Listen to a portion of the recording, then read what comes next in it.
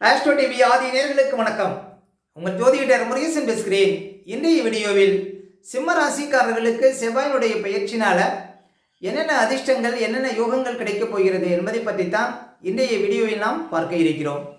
தமிழுக்கு குரோதி வருடம் சித்திரை மாதம் 9ஆம் தேதி முதல் வைகாசி மாதம் 18ஆம் தேதி வரை, ஆங்கில தேதிக்கு 22/4/2024 முதல் 31/5/2024 வரை ஒரு 40 நாட்கள் ராசிக்கு 8ஆம் இடத்துல செவ்வாய் பகவான் சஞ்சாரம் செய்திருக்கிறார்.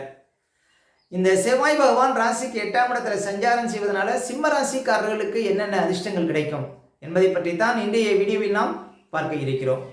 இப்போ சிம்மங்கிறது காலபுருஷ தத்துவத்தில் 5வது ராசியாக வரும். இந்த ராசிக்கு அதிபதி தலைமை கிரகமான சூரிய பகவான் ஆவார். சிம்ம ராசிக்குள் மகம் நட்சத்திரம் 4 பாதங்களும், பூரம் நட்சத்திரம் 4 பாதங்களும், உத்திரம் நட்சத்திரம் 1ஆம் பாதமும் இந்த ராசிக்குள் வரும்.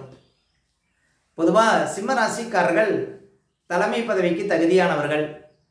அதே போல் சூடான பொருள்களால் ஆதாயம் உடையவர்கள். நெருப்பு சார்ந்த தொழில் இவர்களுக்கு என்றுமே சிறப்பாக இருக்கும். அதே போல் கௌரவம் அதிகம் பார்க்கக்கூடியவர்கள் இந்த ராசிக்காரர்கள். அரசியலில் அரசாங்கத்தில் ஒரு நல்ல பதவியில் இருக்கக்கூடியவர்கள் இந்த ராசிக்காரர்கள். அதே போல் மற்றவர்களுக்கு உதவக்கூடியவர்கள், இரக்கம் கருணை உடையவர்கள் சிம்ம ராசிக்காரர்கள். அரசாங்க ஆதாயம் உடையவர்கள் இந்த சிம்ம ராசிக்காரர்கள். சரி, சிம்ம ராசிக்காரர்களுக்கு இந்த செவ்வாயினுடைய பயிற்சி எப்படி இருக்கும்? 22/4/2024 முதல் ஒரு 40 நாட்கள் செவ்வாய் பகவான் ராசிக்கு 8ஆம் இடத்திலே சஞ்சாரம் செய்திருக்கிறார். அந்த வீட்டுக்குடைய குரு பகவான் ராசிக்கு 10ஆம் இடத்திலே சஞ்சாரம் செய்வார். சரி, சிம்ம ராசிக்காரர்களுக்கு செவ்வாய் பயிற்சி எப்படி இருக்கும்? செவ்வாய் பகவான் ராசிக்கு 8ஆம் இடத்திலே சஞ்சாரம் செய்திருக்கிறார். இந்த 40 நாட்களும் சிம்ம ராசிக்காரர்களுக்கு செவ்வாய் பார்த்தீங்கன்னா 4க்கும் 9க்கும் அதிபதிங்க. சிம்ம ராசிக்காரர்களுக்கு செவ்வாய் யோகாதிபதி. இன்னும் சொல்ல போனால் செவ்வாயை பற்றி ஒரு சில வரிகள் பார்ப்போம். செவ்வாய் பார்த்தீங்கன்னா வீர தீரத்திற்கு காரகம் உள்ளவர். அதாவது தைரிய காரகன் செவ்வாய், பூமி காரகன் செவ்வாய். நமது உடலில் இரத்தத்திற்கு காரகம் உள்ளவர் இந்த செவ்வாய். இன்னும் சொல்ல போனால் ஒருவர் இளம் வயதிலேயே ஒரு உயர்ந்த பதவியில் அமரணும் அப்படின்னா அவருடைய ஜாதகத்தில் செவ்வாயினுடைய பலம் ஓங்கி இருக்க வேண்டும். செவ்வாய் பலம் பெற்றவர்கள் தான் இளம் வயதிலேயே அரசாங்கத்தில் உயர்ந்த பதவியில் அமரக்கூடிய பாக்கியங்கள் கிடைக்கிறது. அதே போல் பாருங்கள், போலீஸு, இராணுவம், மருத்துவம், நேவி, ஏர்ஃபோர்ஸு, தீயணைப்புத்துறை இது போன்ற நாட்டை பாதுகாக்கக்கூடிய பணிகளில் அதிகம் இருக்கக்கூடியவர்கள் இந்த செவ்வாயினுடைய ஆதிக்கம் பெற்றவர்கள். அதே போல் மின்சாரத்துறையில் அதிகம் இருக்கக்கூடியவர்கள் செவ்வாயினுடைய ஆதிக்கம் பெற்றவர்கள். சிவில் சார்ந்த துறையில் இருக்கக்கூடியவர்கள், ரியல் எஸ்டேட் சார்ந்த துறையில் இருக்கக்கூடியவர்கள்லாம் பார்த்திங்கன்னா இந்த செவ்வாயினுடைய ஆதிக்கம் பெற்றவர்கள். வருவாய்த்துறையில் அதிகம் இருக்கக்கூடியவர்கள் செவ்வாயினுடைய பலம் பெற்றவர்கள். அதே போல் செவ்வாய் பூமிக்காரகன், சகோதரக்காரகன் பார்த்திங்கன்னா செவ்வாய் பகவான். செவ்வாய்ங்கிறது ஒரு ஸ்பீடு கிரகம். செவ்வாயினுடைய ஆதிக்கம் பெற்றவர்கள் பஞ்சுவாலிட்டி தன்மை அதிகம் உடையவர்களாக இருப்பார்கள். அதாவது நேரத்தை சரியாக பயன்படுத்தக்கூடியவர்கள் இந்த செவ்வாயினுடைய ஆதிக்கத்தில் பிறந்தவர்கள்.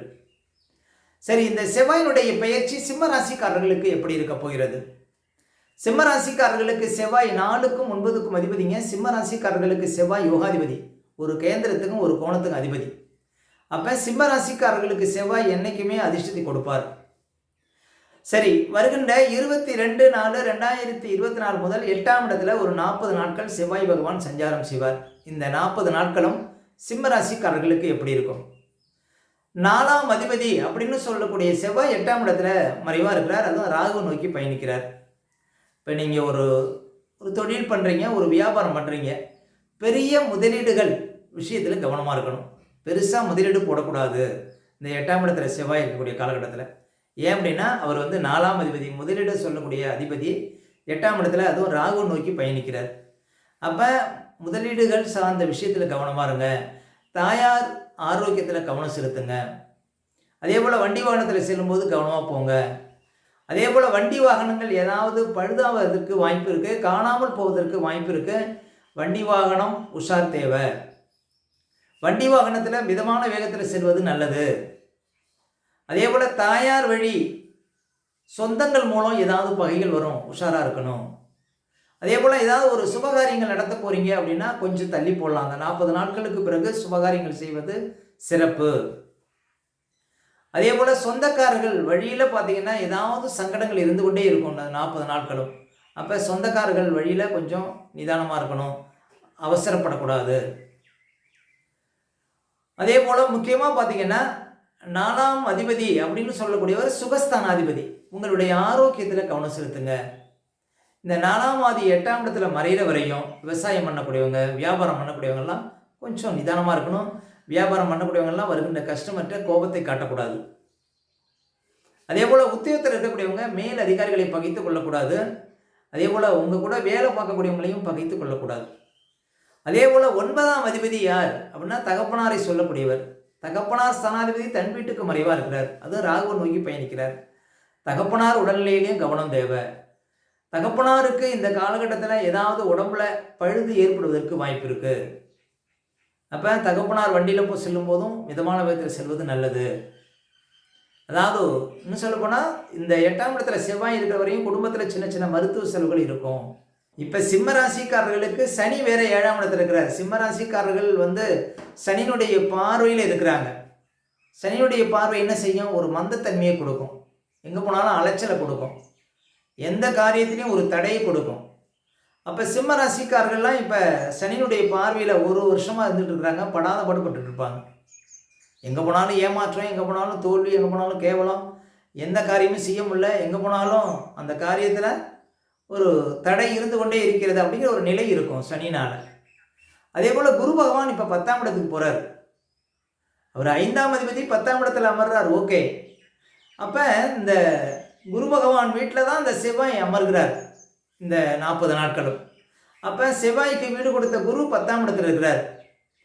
அப்போ உத்தியோகம் சார்ந்த விஷயத்திலையும் விழிப்பாக இருக்கணும். இன்னும் சொல்லப்போனால் இன்னும் ஒரு வருஷத்துக்கு 10ஆம் இடத்துல குரு பகவான் சஞ்சாரம் செய்திருக்கிறார். அப்போ 10ல் பார்ப்பான் பதவியை தொலைப்பான். 10ஆம் இடத்துக்கு குரு வந்தபோது நிறைய பேருக்கு பதவி பறி போகும் அப்படிங்கிறதெல்லாம் வழக்கமான ஒன்று தான். அப்போ 10ஆம் இடத்துல குரு இருக்கிற வரையும் உத்தியோகம் சார்ந்த விஷயத்துல கொஞ்சம் விழிப்பாக தான் இருக்கணும் சிம்மராசிக்காரர்கள். ஆனால் இந்த 40 நாட்களும் கொஞ்சம் ரிஸ்காக இருக்கிற மாதிரி, அதாவது எப்படி எந்த ஒரு காரியத்திலையும் கொஞ்சம் இழுபறிங்கிற மாதிரி தெரியும். அதாவது வியாபாரம் பண்ணக்கூடியவங்கெல்லாம் கொஞ்சம் இந்த காலகட்டத்தில் பழைய சரக்குகளை விற்கலாம். வியாபாரத்தில் இருக்கிறவங்கெல்லாம் கொஞ்சம் நிதானமாக இருக்கணும். இந்த கடையை வேறு இடத்துக்கு மாற்றுறது, தொழிலை விரிவுபடுத்துறது, இதெல்லாம் ஒரு சிறப்பு தராது.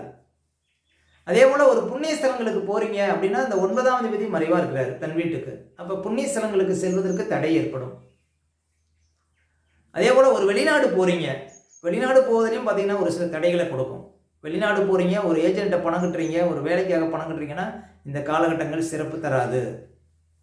அப்போ செவ்வாய் 8ஆம் இடத்துல இருக்கும்போது சிம்ம ராசிக்காரர்கள் முக்கியமாக ஆரோக்கியத்தில் கவனம் செலுத்துங்க. உங்கள் வாழ்க்கை துணைவர் ஆரோக்கியத்தில் கவனம் செலுத்துங்க. செவ்வாய்க்கு 8ஆம் இடம் சிறப்பில்லைங்கிறதுனால செவ்வாய் யோகாதிபதி தான். என்ன ஒரு விஷயம்னா வழக்குகள் இருந்தால் அது சாதகமாக முடியும். மற்றபடி பார்த்தீங்கன்னா தாயார் ஆரோக்கியத்திலையும் தந்தையார் ஆரோக்கியத்திலையும் கவனம் செலுத்தணும். ஒரு சுபகாரியங்கள் செய்ய போகிறீங்கன்னா அதில் நிதானம் தேவை. ஒரு முதலீடு பண்ணுறீங்கன்னா அதில் ரொம்ப கவனமாக இருக்கணும். ஏதாவது ஒரு இடம் வாங்குறீங்க அப்படிங்கன்னா அதில் ஏதாவது வில்லங்க இருக்கா, ஏதாவது பிரச்சனைக்கான்னு பார்த்து வாங்கணும். அப்போ ஏன்னா 4ஆம் அதிபதி ராகுவோடு சேர்ந்து நெருக்கமாக பாருங்கள், ராகு நோக்கி பயணிக்கிறார் 4ஆம் ஆதி செவ்வாய். அப்போ சொத்து வகையில் பெரிய வில்லங்கங்கள் வரும். அப்போ பக்கத்து வீட்டு சண்டை, எத்த வீட்டு சண்டை, வாய்க்கா தகராறு, வரப்பு தகராறு, இது போன்ற பிரச்சனைகளும் வரும். தாய் தந்தர்களுக்கு விஷம் சார்ந்த பிரச்சனை வரும். அதாவது தாய் தந்தர்களுக்கு ஃபுட் பாய்சன் சார்ந்த பிரச்சனைகள் வரும். அதே போல் தாய் தந்தையர்களுக்கு ஏதாவது விஷக்கண்டங்கள் வரும். அப்போ சிம்ம ராசிக்காரர்களுக்கு 4க்கும் 9க்கும் அதிபதியாக உள்ள செவ்வாய் 8ஆம் இடத்துல மறைவதனால தாய் தந்தையர் ஆரோக்கியத்தில் கவனம் செலுத்துங்க. இது பாருங்கள், எல்லாருக்கும் இந்த பாதிப்புகள் இருக்காது. நல்ல தசாபுத்திகள் நடைமுறையில் இருக்கக்கூடியவங்களுக்கு இந்த பாதிப்புகள் சுத்தமாகவே இருக்காது. இப்போ உங்களுக்கு செவ்வாய் திசையில் ராகு புத்தி, செவ்வாய் திசையில் குரு புத்தி, இல்லைனா ராகு திசையில் குரு புத்தி, ராகு திசையில் செவ்வாய் புத்தி, இல்லைனா உங்களுக்கு குரு திசையில் ராகு புத்தி, செவ்வாய் புத்தி, இதுமாரி உள்ள புத்திகள் நடைமுறையில் இருக்கும்போது தான் உங்களுக்கு இது போன்ற பாதிப்புகள் இருக்கும். நல்ல தசாபுத்திகள் நடைமுறையில் இருக்கிறவங்களுக்கு இந்த பாதிப்புகள் அறவே இருக்காது. ஒன்றும் பயப்பட தேவையில்லை. இந்த முக்கியமாக அந்த செவ்வாய் புத்தி, ராகு புத்தி, குரு புத்தி நடைமுறையில் இருக்கக்கூடியவங்களுக்கு தான் பார்த்தீங்கன்னா பாதிப்புகள் இருக்கும். எல்லோருக்கும் இந்த கடுமையான பலன்கள் இருக்காது. ஓகே, இந்த வீடியோ பிடிச்சிருந்தா ஒரு லைக் கொடுங்க. உங்கள் கருத்துக்களையும் உங்களுடைய கமெண்ட்ஸில் பதிவிடுங்க. நம்ம பல வீடியோ கொடுக்க இருக்கிறோம். நம்ம சேனலை சப்ஸ்கிரைப் பண்ணுங்கள். பக்கத்தில் வரும் பெல் பட்டனையும் கிளிக் பண்ணுற நினைவடக்கம்.